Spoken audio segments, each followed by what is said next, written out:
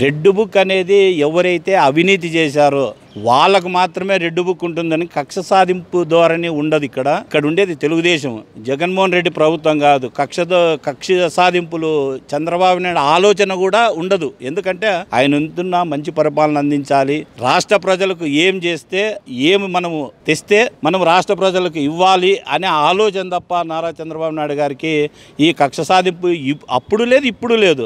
ఏదున్నా కూడా అవినీతి చేశారు చాలామంది.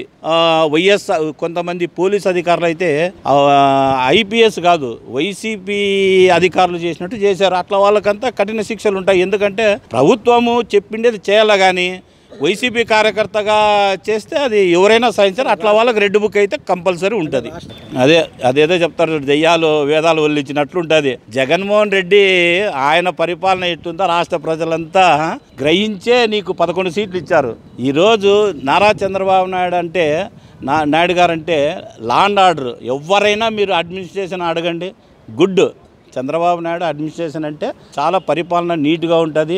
ఈయన మాదిరి జగన్మోహన్ రెడ్డి ఏ రోజైనా ప్రెస్ మీట్ పెట్టాడండి జగన్మోహన్ రెడ్డి బయటకు వచ్చి? ఏదానైనా కూడా అప్పుడు ఉన్నప్పుడు పెట్టడంలా. అది ఇంకా లాస్ట్కు ప్రతిపక్ష హోదాగాలంటాడు. రేపు పొద్దున ముఖ్యమంత్రి కూడా నాకు కావాలని కోర్టుకు పోయినా ఆశ్చర్యపోనక్కర్లేదండి. ఎందుకంటే ప్రతిపక్ష హోదా అది 18 సీట్లు నువ్వే అన్నావు. నీకు 2-3 సీట్లు తీసేస్తే, చంద్రబాబు నాయుడు గురించే 2-3 సీట్లు తీసేస్తే నీకు ప్రతిపక్ష హోదా కూడా ఉండదని నువ్వే అసెంబ్లీలో అన్నావు. ఈ పొద్దు 11 సీట్లు వచ్చినాయి. నువ్వు ఏది ఇచ్చినా ప్రజలు తీర్పు ఇచ్చినారు నీకు. నువ్వు రావాలి, అసెంబ్లీలో రావాలి, ప్రజల పక్షాన పోరాడాలి. అంతేగాని నాకు ప్రతిపక్ష హోదా రావాలని కోర్టుకి ఎక్కడం కాదు. మీరు ఫస్ట్ అసెంబ్లీకి రండి, ప్రజా సమస్యలు ఏమున్నాయో అవి అడగండి. ఇచ్చారు కాబట్టి ఒక ఎమ్మెల్యేగా పోరాడండి, తప్పేముంది? మా ప్రశాంతంగా జీవిస్తూ ఉన్నాం మేమంతా, టెన్షన్ లేకుండా, ఏ ఇబ్బంది లేకుండా బాగా ఉన్నాం. గతంలో ఏం మాట్లాడేకి లేదు. ఏది నిజమైతే అది మాట్లాడితే పట్టుకుపోయి పోలీసు వాళ్ళు పోయి కొట్టేది, ఏదో కేసు పెట్టేది, ఇలా ఉండే. అసలు నిశ్శబ్దంగా సైలెంట్గా ఉండే, ఎవరు నోరే తెరకుండా ఉంటాం మేము. ఏది వాస్తవం అయితే అది మాట్లాడతాం. స్వతంత్రం వచ్చింది ఆంధ్రప్రదేశ్లో 175లో 11 పోయినాయి, అంతమంది ఒప్పుకున్నారు. ఇప్పుడు ఆ 11 మందిలో 10 మంది వెళ్ళిపోతారు, ఆయన కూడా ఉంటాడు. ఆ ఒకడు చెప్పినట్టు 174 మంది వినాలంటే అవుతుందా? లేదు. ఇప్పుడు మేము రైతులు మేము పామునో పులుగునో కాలి కింద పడితే కొట్టి చంపేస్తాము. అది తప్పించుకుంది అనుకో, పలానా కొట్టినాడు అనుకుంటారు. వాళ్ళకి ఏమన్నా దెబ్బ తగిలింటే వాళ్ళకి జరుగుతుంది, కానీ మాకు ప్రశాంతంగా ఉంది, నిద్ర పడతా ఉంది. ఇప్పుడు న్యాయం జరుగుతుందని రెవెన్యూ సదస్సులు ఇప్పుడు నెలలో పెడతాము అన్నారు. రెవెన్యూ సదస్సులో ఏది నిజమైన డాక్యుమెంట్ అయితే దానికి చేస్తాము అంటూ ఉన్నారు. జరిగేది కూడా అంతే.